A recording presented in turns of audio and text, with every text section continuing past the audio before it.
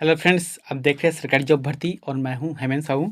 दोस्तों, आज का जो टॉपिक है वहाँ एक नया टॉपिक से संबंधित है। जैसे कि अभी आने वाला जो एग्ज़ाम है सीटेट का, तो उससे संबंधित महत्वपूर्ण क्वेश्चन आंसर देखेंगे।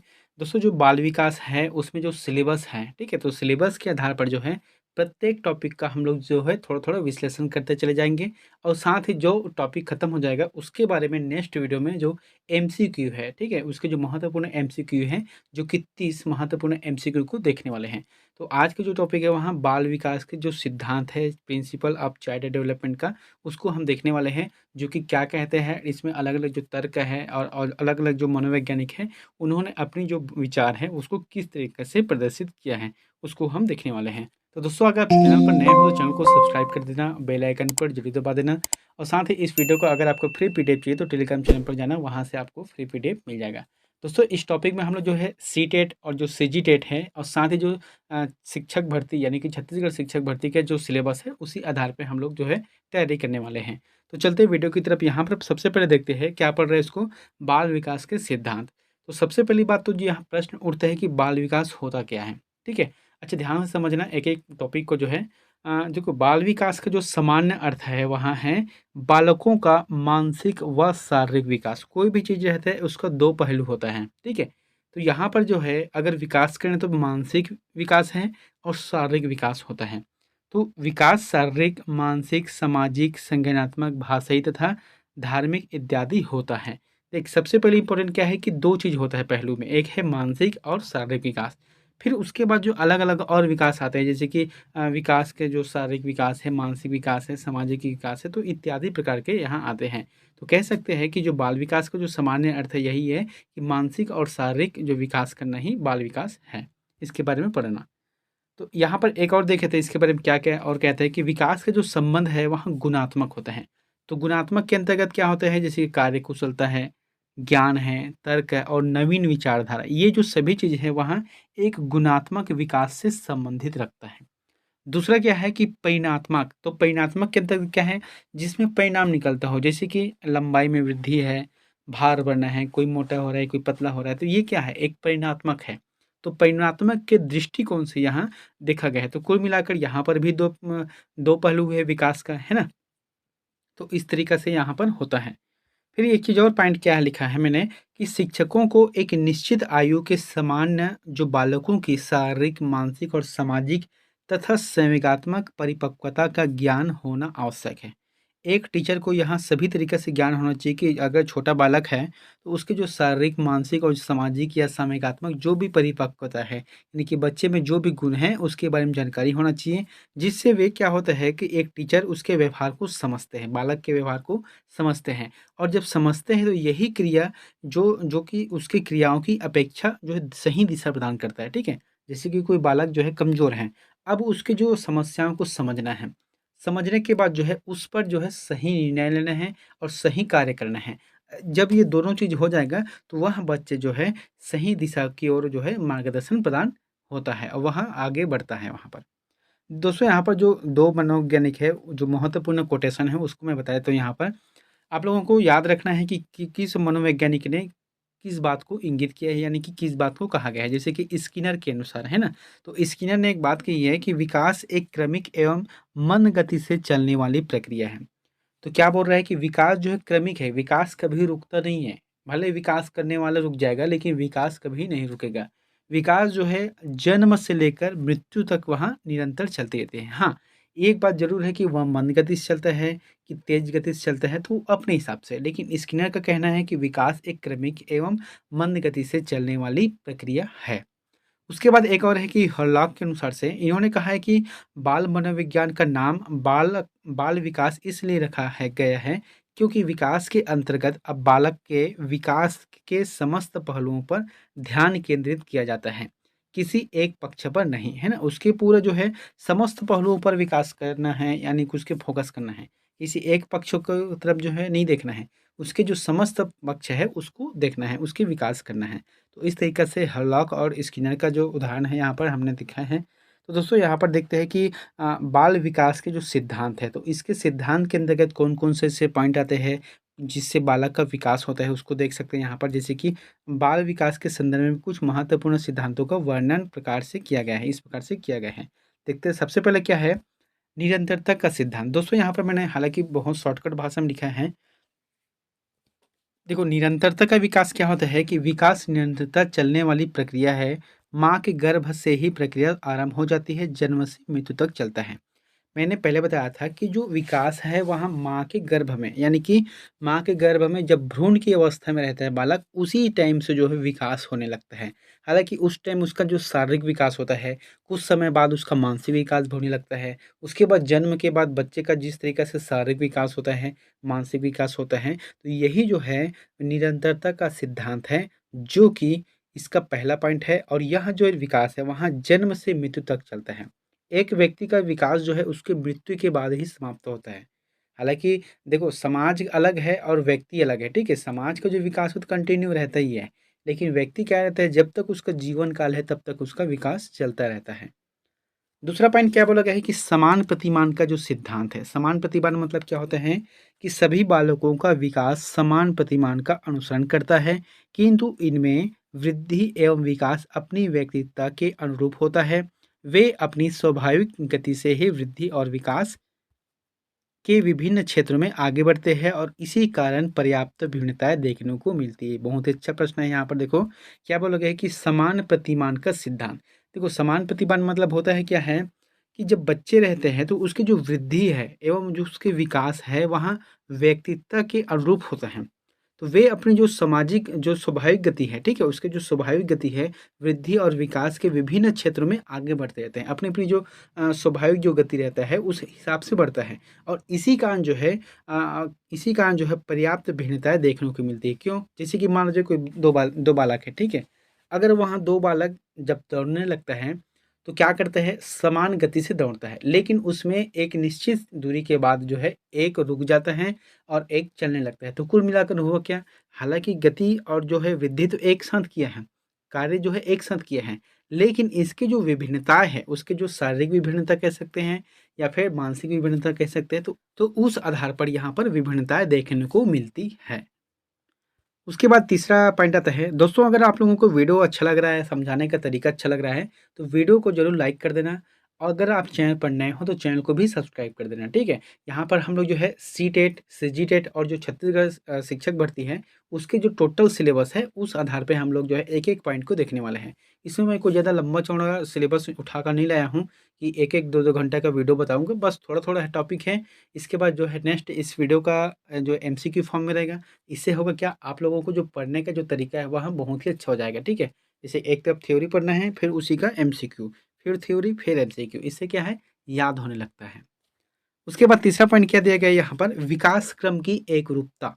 तो विकास की जो क्रम रहता है, एक-एक जो विकास का क्रम रहता है, उसकी एकरूपता किस प्रकार से होती है? जैसे कि मैंने यहाँ पर लिखा है, विकास की गति एक जैसी ना होने तथा पर्याप्त व्यक्तित्व अंतर पाए जाने पर भी विकास क्रम में कुछ एकरूपता के दर्शन होते हैं, ठीक है? हालाँकि उसके जो अंतर पाए जाते हैं, इसका मतलब ये नहीं कि टोटल शुरू से लेकर अंतिम तक अंतर होता है। कुछ न कुछ तो समानताएँ उसमें रहती ही है, लेकिन कुछ न कुछ ऐसे बात रहता है जिसके हो सकता है उसके विचार अलग हो, इसलिए थोड़ा-सा विभिन्नता आ जाती है। विकास क्रम की जो है एकरूपता में विभिन्नता आती है, इसलिए इस बात को कहा गया है। चौथा पॉइंट क्या बोला गया है कि वृद्धि एवं विकास की गति दर एक सी नहीं रहती है। विकास की प्रक्रिया जीवन पर्यंत चलती है, किंतु जो है इस प्रक्रिया में विकास की गति हमेशा एक जैसी नहीं होती। जैसे शैशवावस्था में प्रौढ़ावस्था तक भिन्न रहती है। कहने का मतलब क्या है, जैसे कि विकास की गति है, ठीक है? जैसे कि सामान्य तौर पे अगर देखते हैं, कोई भी जो है इंसान विकास करना चाहता है, तो कैसे विकास करेगा? वहाँ शून्य से शिखर की तरफ विकास करेगा, ना कि शिखर से शून्य की तरफ, है ना? तो उसको जो है विकास नहीं कहा जाता, वो तो पतन हो गया। लेकिन यहाँ पर बोलने का मतलब क्या है, जैसे कि एक उदाहरण समझते हैं यहाँ पर, शैशव अवस्था, ठीक है? एक बालक रहता है, वह अपनी जो शैशव अवस्था रहता है, यानी कि जो शिशुपन का जो अवस्था रहता है, उसमें जो सीखने की जो तरीका है, उसमें जो सीखने की जो गति है, वहाँ तेज़ रहती है। लेकिन वही तेज़ जो है एक निश्चित समय के बाद, जैसे कि युवावस्था है, युवा के बाद प्रौढ़ावस्था है, उसके बाद जो है जो वृद्धावस्था है, तो इस अवस्था में जाते-जाते उसकी जो गति है वहाँ एक समान नहीं रहती, अलग-अलग होने लगती है। तो इस तरीके से चौथा पॉइंट में भी बोला गया है इस यहाँ पर।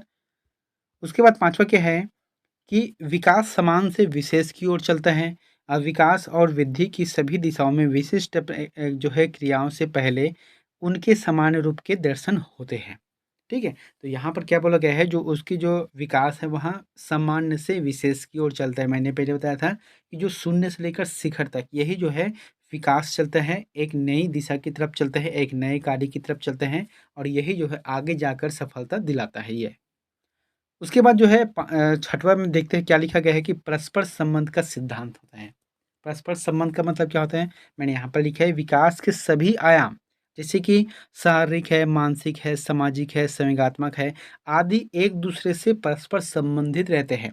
ऐसा नहीं कि ये अलग है, जैसे कि शारीरिक अलग हो गया फिर उसके मानसिक नहीं, ये सभी जो है एक बालक के अंतर्गत सभी रूप से समायोजन रहते हैं। बस इसमें जो है समय-समय पर उसका ज्ञात होने लगता है। इनमें से किसी भी एक आयाम में ना होने वाला विकास अन्य सभी आयामों में होने वाले विकास को पूरी तरह प्रभावित करने की क्षमता रखते हैं। जैसे कि एक बालक का विकास हो रहा है, ठीक है? अब उसके शारीरिक विकास, मानसिक, सामाजिक, संवेगात्मक जो भी विकास है वह हो रहा है। मान लीजिए इसमें से एक विकास रुक जाता है, जैसे कि मानसिक विकास रुक गया है, ठीक है? तो इससे होगा क्या? बालक का एक ही विकास जो मानसिक विकास अगर रुक गया है, तो वह संपूर्ण बालक के जो विकास है उसको प्रभावित करेगा ही। चाहे वह अगर मानसिक विकास ठीक है, तो फिर सामाजिक विकास मान जाए खराब हो रहा है, ठीक है? उसका रुक गया सामाजिक विकास, तो इससे होगा क्या? बालक को तो नई जानकारी मिलेगा ही नहीं, जब नई जानकारी नहीं मिलेगा तो उसका विकास नहीं होगा। तो कुल मिलाकर एक जो विकास है अगर नहीं होता तो उसके संपूर्ण विकास पर प्रभाव पड़ता है। तो इस तरीके से परस्पर संबंध का सिद्धांत है। उसके बाद सातवां क्या है कि विकास की भविष्यवाणी की जा सकती है। क्या बोला गया है कि एक बालक की अपनी वृद्धि और विकास की गति को ध्यान में रखकर उसके आगे बढ़ने की दिशा और स्वरूप के बारे में भविष्यवाणी की जा सकती है। जैसे कि यहाँ पर एक उदाहरण है, अगर जैसे कि बालक के अगर हाथ को एक्स-रे करके देखते हैं, ठीक है? उसमें क्या दिखेगा? हड्डी दिखेगा, छोटे-छोटे हड्डी दिखेगा। इसका मतलब हम उस हड्डी को देखकर भविष्यवाणी कर सकते हैं कि यहाँ कैसे होगा, ठीक है? यहाँ पर बोला क्या गया है कि कोई भी बालक रहता है, उसकी वृद्धि चाहे उसकी मानसिक वृद्धि हो, चाहे शारीरिक वृद्धि हो, उसको देखकर हम भविष्यवाणी कर सकते हैं कि यहाँ किस तरीके से विकास करेगा और किस जो है दूरी पर जाएगा, किस जो है दिशा पर जाएगा, इसमें जो है भविष्यवाणी किया जा सकता है। तो इस तरीके से इसका आंसर रहेगा यहाँ पर। उसके बाद है 8वां प्रश्न। दोस्तों जो 8वां टॉपिक दिया गया है विकास की दिशा का सिद्धांत है। इसमें जो है अलग-अलग दिशा रहते हैं। कोई भी चीज़ का है 2 पहलू रहता है, उसमें भी अलग-अलग दिशा रहता है। जैसे कि विकास की जो प्रक्रिया है पूर्ण निश्चित दिशा में आगे बढ़ती है, ठीक है? और जो है विकास की प्रक्रिया की यह दिशा व्यक्ति के वंशानुगत एवं वातावरणजन्य कारणों से प्रभावित होता है। तो जो व्यक्ति का विकास होता है वो उसके वंशानुगत होते हैं, उसके सामाजिक रूप से कुल मिलाकर जो वातावरण रहता है उस पर प्रभावित किया जाता है। जो कि प्रभावित होता है। जैसे कि यहाँ पर 2 पॉइंट मैंने लिया है। पहला क्या है कि शिरः पदभिमुख दिशा सिद्धांत है और दूसरा है कि निकट दूर कम सिद्धांत है। ये जो है दोनों पॉइंट इम्पोर्टेंट है। विकास की दिशा का सिद्धांत है, इसमें दोनों पॉइंट जो है इम्पोर्टेंट है। ये तो था दोस्तों हमारा जो मैंने यहाँ पर बताया था क्या है कि बाल विकास के जो सिद्धांत है। जो बाल विकास के सिद्धांत देख लिए हैं, तो उसके बाद आता है एक और पॉइंट आता है कि बाल विकास के जो सिद्धांत का शैक्षिक महत्व है। अभी तक जो है उसके महत्व को देखे हैं, अब उसके हम शैक्षणिक महत्व को देखेंगे, शैक्षिक महत्व को देखेंगे, ठीक है?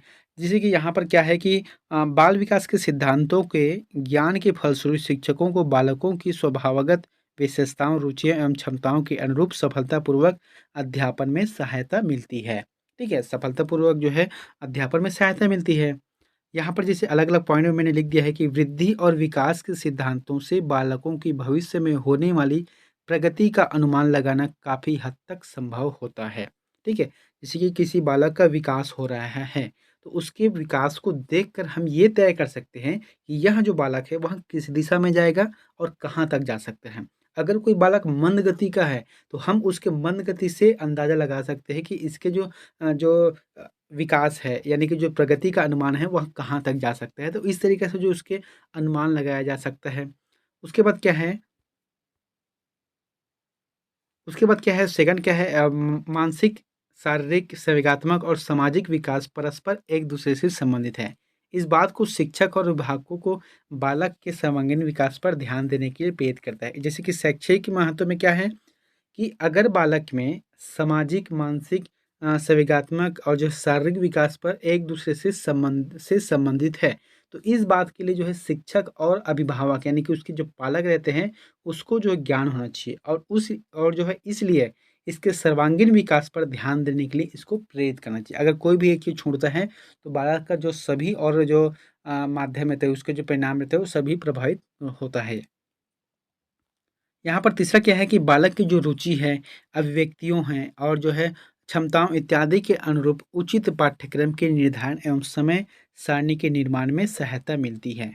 जो बालक की जो रुचि है, बालक किस तरीके से रुचि लेता है, किस चीज़ में ज़्यादातर रुचि लेता है, तो इस तरीके से जो क्षमता है, उसके अभिव्यक्तियों को देखते हुए जो पाठ्यक्रम है, यानी कि जो उसके शैक्षणिक महत्व के अंतर्गत जो पाठ्यक्रम रहते हैं, उसके जो समय सारणी रहता है, उसमें सहायता मिलती है उसको बनाने के लिए, उसे तैयार करने के लिए है।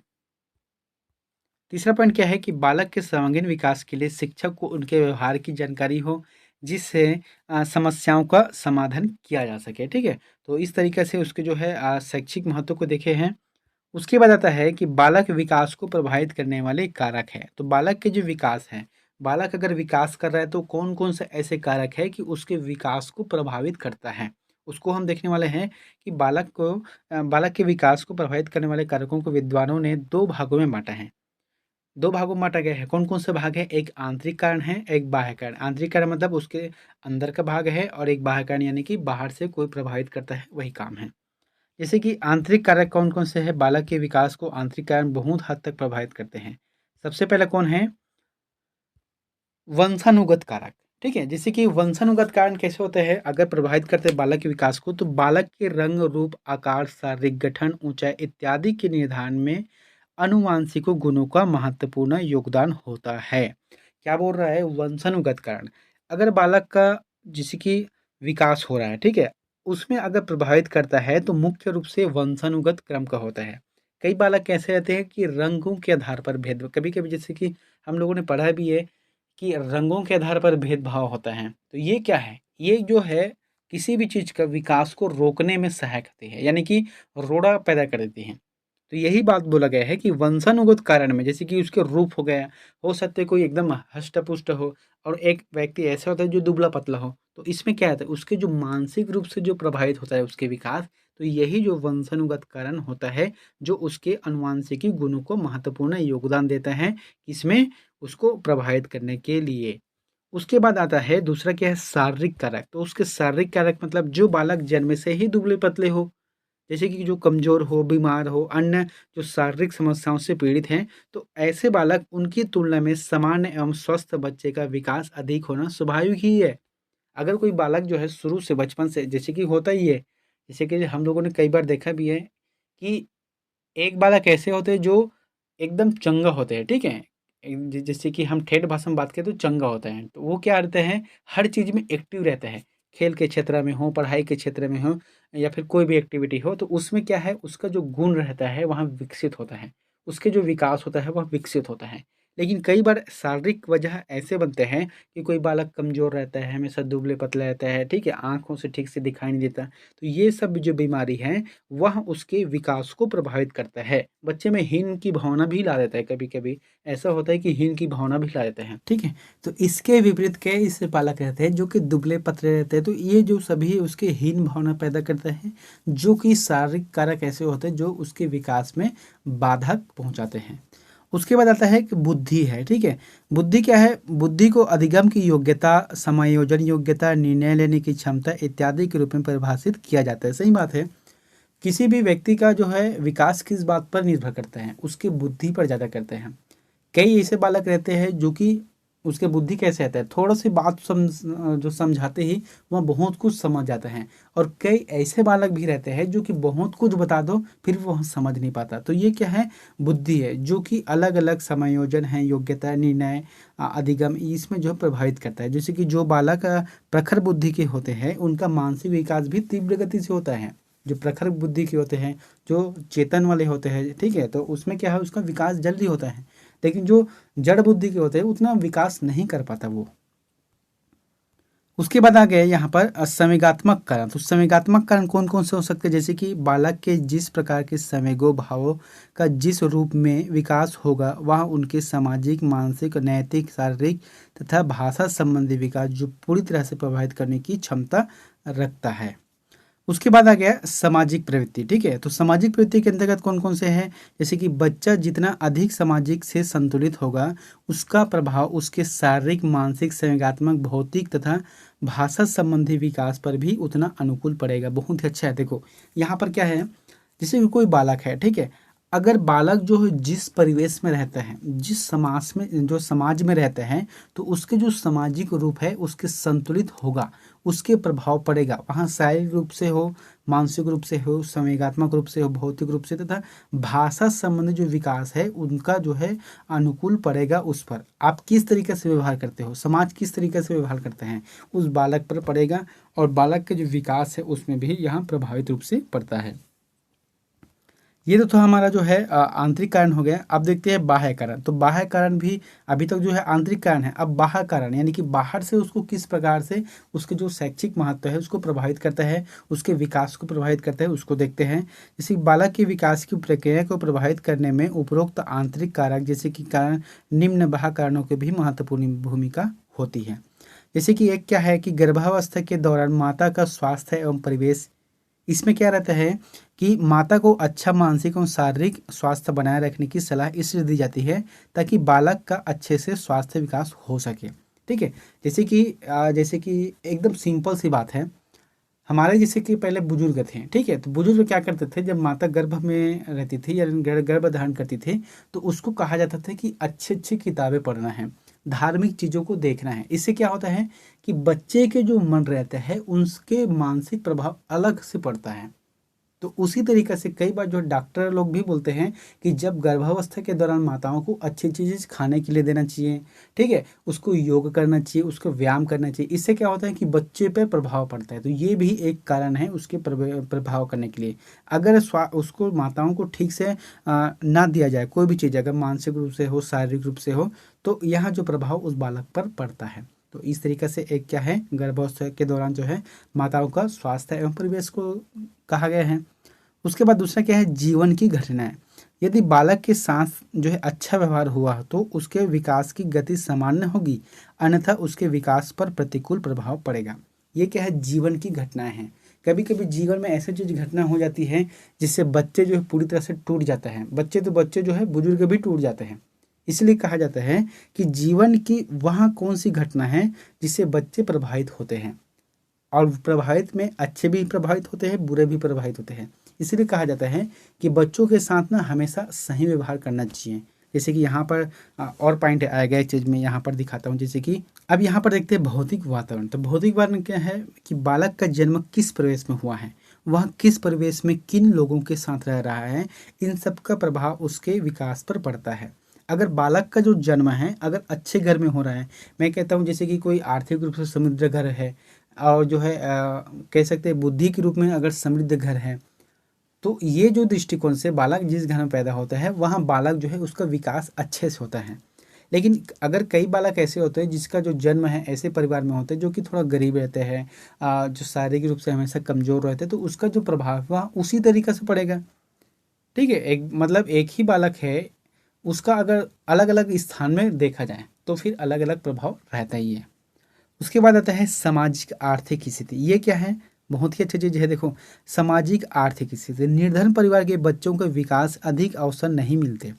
जैसे कि कोई गरीब गरीब व्यक्ति है, ठीक है, अब वह अपने बच्चों को कौन सी स्कूल में भेजेगा, वह स्कूल में भेजना पसंद करेगा जो कम खर्चे का हो और जो सामान्य तरीके से वहाँ एजुकेशन दे सके। लेकिन वहीं अगर कोई शिक्षित हो या फिर कह सकते हैं कि अमीर लोग हो, तो वो लोग क्या करते हैं, अपने बच्चों को कोई एकदम से प्राइवेट स्कूल में भेजते हैं जहाँ पर सब चीज़ की फैसिलिटी हो, सब चीज़ की सुविधा हो। तो इस तरीके से उसके जो सामाजिक और आर्थिक विकास में भी प्रभावित करते हैं। अच्छे विद्यालय में पढ़ने, सांस्कृतिक कार्यक्रम में भाग लेने इत्यादि का अवसर आर्थिक रूप से कमजोर बच्चों को नहीं मिलता है। जैसे कि कोई कमजोर बच्चा है, ठीक है, अब उसको कोई जगह आर्थिक गतिविधि करना है तो उसके लिए भी वहाँ सक्षम नहीं है। अगर वो कोई जगह घूमने जाना चाहता है, पर्यटन को देखना चाहता है, नेचर को देखना चाहता है, तो वह भी उस चीज़ के लिए सक्षम नहीं है। तो इस तरीके से कह सकते हैं कि जो शारीरिक है और जो आर्थिक है, जो सामाजिक और आर्थिक स्थिति ऐसे हैं जो एक बच्चे के विकास के लिए भी प्रभावित करते हैं, जो कि बाह्य कारण के अंतर्गत आता है। एक है आंतरिक कारण है, एक बाह्य कारण है। तो इस तरीके से जो बालक का विकास है वहाँ प्रभावित रूप से होता है। तो दोस्तों आज का जो टॉपिक मैंने यहाँ पर आपको बताया है कि आज का जो टॉपिक है जो बाल विकास के जो सिद्धांत है, प्रिंसिपल्स ऑफ चाइल्ड डेवलपमेंट। तो आज हमने जो टॉपिक देखा है, 3 से 4 टॉपिक को देखा है, तो यह इस टॉपिक को आप थोड़ा सा अच्छे से ध्यान से समझना, ठीक है। इसके नेक्स्ट वीडियो में मैं आप लोगों को इसका जो एमसीक्यू फॉर्म है, जो कि 30 महत्वपूर्ण एमसीक्यू फॉर्म है, उसको आप लोगों को जो प्रोवाइड करूंगा, जो कि काफ़ी इंपॉर्टेंट है। तो दोस्तों अगर वीडियो पर आप नए हैं तो वीडियो को लाइक कर देना, अगर आप चैनल पर नए हो तो चैनल को सब्सक्राइब कर देना और बेल आइकन को जरूर दबा देना। मिलते हैं नेक्स्ट वीडियो में एक नई जानकारी के साथ। Thank you.